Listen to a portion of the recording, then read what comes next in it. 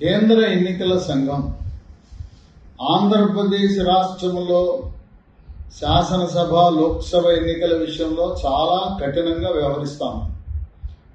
పకడ్బందీ వ్యూహంతో ముందుకు సాగుతోంది. అధికార పార్టీ అయినా ప్రతిపక్ష పార్టీలైనా సమానంగా రెండు కళల ఎన్నికల సంఘం అధికారులను నియంత్రిస్తూ శాసిస్తూ ప్రస్తుతం జగన్మోహన్ రెడ్డి వైఎస్ఆర్సీపీ ప్రభుత్వం కేవలం ఆపద్ధర్మ ప్రభుత్వం మాత్రమే. పూర్తిగా పరిపాలన నిర్వహించేది కేంద్ర ఎన్నికల సంఘమే. కేంద్ర ఎన్నికల సంఘం గ్రామ పట్టణంలోనే వార్డు వాలంటీర్లు ఎట్టి పరిస్థితుల్లో ఎన్నికల ప్రక్రియలో పాల్గొనకూడదు అని ఆదేశాలు ఇచ్చారు. ఎన్నికలకు వాలంటీర్లకు ఎటువంటి సంబంధం ఉండకూడదు. జిల్లా కలెక్టర్లు, రెవెన్యూ యంత్రాంగము వాలంటీర్లను ఎన్నికల ప్రక్రియలో భాగస్వాములు చేయకూడదు.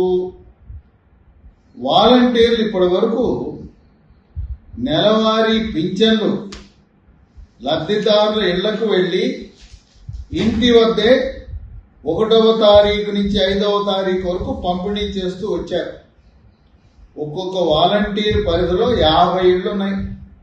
రోజుకు 10 ఇళ్లు చొప్పున 5 రోజులు పంపిణీ చేసేవారు.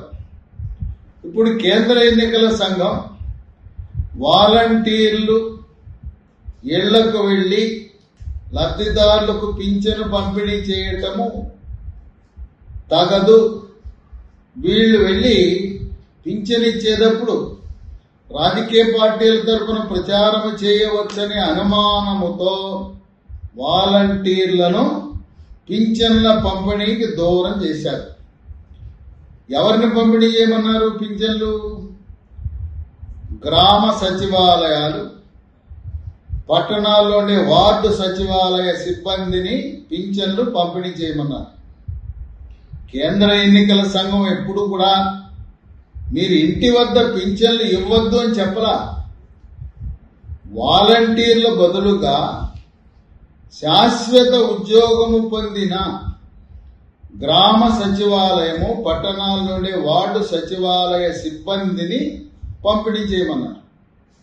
ప్రస్తుతం రాష్ట్రంలో 15,000 సచివాలయాలు ఉన్నాయి. 15,000 సచివాలయాల్లో 1,50,000 మంది సిబ్బంది ఉన్నారు. 1,50,000 సిబ్బంది ఎంతమందికి పింఛన్లు పంపిణీ చేయాలి? 65 లక్షల మంది లబ్ధిదారులు ఉన్నారు. అంటే సగటున సచివాలయంలో ఉండే ఒక్కొక్క సిబ్బంది 50 మందికి పింఛన్లు పంపిణీ చేయాలి. 50 అంటే రోజుకు 10 ఇళ్ళు. రోజుకు 10 మందికి పంపిణీ చేస్తే 5 రోజుల్లో సునాయాసంగా పంపిణీ పూర్తయిపోతుంది. కనుక ఈ రోజున రాష్ట్ర ప్రభుత్వం అనాలోచితముగా లబ్ధిదారులైన వృద్ధులు, దివ్యాంగులు, వికలాంగులు, మూత్రపిండాల వ్యాధులతో బాధపడుతూ డయాలసిస్ చేయించుకున్న రోగులను, పక్షవాతం వచ్చిన వాళ్ళని, కాలు చెయ్యి పడిపోయిన వాళ్ళని కూడా గ్రామ సచివాలయాలకి, వార్డు సచివాలయాలకి రమ్మంటాం చాలా దురదృష్టకరం. కేంద్ర ఎన్నికల సంఘం వారిని ఇబ్బంది పెట్టమని ఎటువంటి సూచనలు, ఆదేశాలు ఇవ్వలేదు.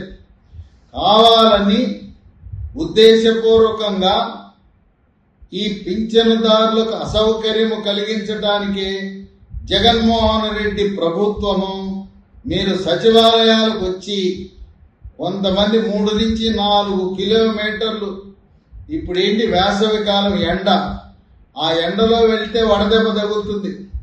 దివ్యాంగులు వెళ్లే పరిస్థితి లేదు. కొంతమంది కురు వృద్ధులు ఉన్నారు, 70, 80, 90 ఏళ్ళు ఉన్నారు, నడవగలరా? 5 సంవత్సరాలు, అంతకుముందు చంద్రబాబు నాయుడు ప్రభుత్వం ఉన్నప్పుడు 5 సంవత్సరాలు, 10 సంవత్సరాలు హాయిగా ఇంటికి వచ్చిన పింఛను పొందిన వృద్ధులు, వికలాంగులు, రోగులు ఈ రోజున ఉన్న పడంగా మండు టెండలో సచివాలయాలకు వెళ్ళండి, అక్కడ క్యూల్లో నిలబడండి, మీ చావు మీరు చావండి అని రాష్ట్ర ప్రభుత్వము ఇటువంటి ఆలోచనలు చేయటం చాలా దురదృష్టకరము. సిబ్బంది గ్రామ వార్డు సచివాలయ సిబ్బంది చక్కగా వాళ్ళు ఒక్కొక్కరు రోజుకి 10 మంది లబ్ధిదారులను ఎంపిక చేసుకుని బ్యాంకు నుంచి తీసుకువచ్చిన పింఛను డబ్బులను ఇంటి వద్దనే పంపిణీ చేయాలని ప్రతిపక్ష నాయకుడు మాజీ ముఖ్యమంత్రి చంద్రబాబు నాయుడు రాష్ట్ర ప్రధాన కార్యదర్శికి కేంద్ర ఎన్నికల సంఘానికి ఇప్పటికే లిఖితపూర్వకంగా తెలియజేశారు. జనసేన, బీజేపీ, కమ్యూనిస్టులు, కాంగ్రెస్ పార్టీ విపక్షాలన్నీ కూడా ఈ విధంగా పింఛను పొందే వృద్ధులు, దివ్యాంగులు, రోగులకు అసౌకర్యము కలగకుండా వెంటనే స్పందించి ఇంటి వద్ద వాలంటీర్లకు బదులు గ్రామ సచివాలయము, పట్టణాల్లో ఉండే వార్డు సచివాలయ సిబ్బంది పంపిణీ చేయవలసిందిగా కేంద్ర ఎన్నికల సంఘానికి, రాష్ట్ర ప్రభుత్వ ప్రధాన కార్యదర్శికి విజ్ఞప్తి చేసినా ఇంతవరకు ప్రభుత్వము నిమ్మకు నీరెట్టినట్లు ప్రవర్తిస్తా ఉంది. కనుక మానవతా దృక్పథంతో వృద్ధులు, వికలాంగులు, రోగుల యొక్క పరిస్థితిని గమనించి ఇప్పటికైనా భేషజాలకు పోకుండా పట్టు విడిచి అధికారులు కూడా సరైన నిర్ణయం తీసుకోవాల్సిన ఆవశ్యకత ఎంతైనా ఉన్నదని విశ్లేషకులు భావిస్తున్నారు. ఈ విధంగా వాళ్ళని ఇబ్బంది పెట్టడం ద్వారా నష్టము జరిగేది అధికార పార్టీకే. రాజకీయంగా ఎన్నికల్లో నష్టం జరుగుతుంది. వాళ్ళని ఏప్రిల్, మే, జూన్ 3 నెలల పాటు వాలంటీర్లను దూరంగా ఉండి ఈ సచివాలయ సిబ్బందితో పంపిణీ చేయటం చాలా సులువైన పని. చంద్రబాబు నాయుడు అధికారికంగా ఆయన ఒక ప్రకటన చేశారు. తెలుగుదేశం పార్టీ అధికారంలోకి వచ్చిన తర్వాత వాలంటీర్ వ్యవస్థ కొనసాగుతుంది, ఎవరిని తీసివేయరు, వాలంటీర్ వ్యవస్థ రద్దు కాదు. దాన్ని ఇంకా మెరుగైన ఫలితాలు వచ్చేలా, ప్రజలకు ఉపయోగపడేలా కేవలం 5,000 కాకుండా వాళ్ళకి దానికి తోడు స్వయం ఉపాధి జోడించి గౌరవప్రదంగా జీవనాన్ని గడపడానికి ఉపాధి అవకాశాలు పెంచే విధంగా ఆయన ఆలోచన చేస్తున్నారు. కనుక వాలంటీర్లు ఎవరు పుకార్లు నమ్మవలసిన అవసరము లేదు. చంద్రబాబు నాయుడు ముఖ్యమంత్రి అయిన తరువాత వాలంటీర్ పోస్టులకు డోకా లేదు. ఈరోజు ఎవరు రాజీనామా చేయవలసిన అవసరము లేదు. ఆ విధంగా ఎవరైనా చెబితే వాలంటీర్లు నమ్మవద్దు. అలాగే నవరత్నాలని ఈరోజు సంక్షేమ పథకాలు నిర్వహించబడుతున్నాయి. సంక్షేమ పథకాలు ఏవి కూడా నిలుపుదల చేయరు.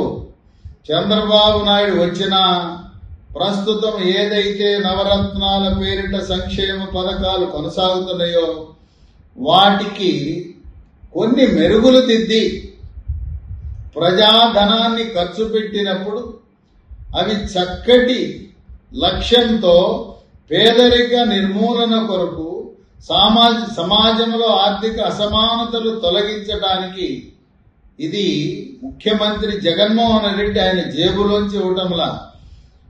ఇప్పటికీ కరెంటు ఛార్జీలు 9 సార్లు పెంచాడు. 60 రూపాయలున్న క్వార్టర్ బాటిల్ మద్యం 200 రూపాయలు చేశాడు. ఆర్టీసీ బస్సు ఛార్జీలు పెంచాడు. చెత్త తొలగించడానికి చెత్త పన్ను వేశాడు. ఆ విధంగా ప్రజలపై పన్నుల భారాన్ని మోపి నేను బటన్ నొక్కుతున్నా అంటే ఆయన సొంత ఆస్తి ఇవ్వటం లేదు కనుక కాబోయే ముఖ్యమంత్రి చంద్రబాబు నాయుడు కూడా ఆయన ఈ సంక్షేమ పథకాలని కొనసాగిస్తున్నానని స్పష్టంగా ప్రకటించడం జరిగింది. కనుక ఇప్పటికైనా విజ్ఞతతో ప్రభుత్వము పింఛన్దారులకు, లబ్ధిదారులకు ఇంటి వద్దనే సచివాలయ సిబ్బందితో పంపిణీ చేయవలసిందిగా ప్రజా సంఘాలు, రాజకీయ పార్టీలు డిమాండ్ చేస్తున్నాయి.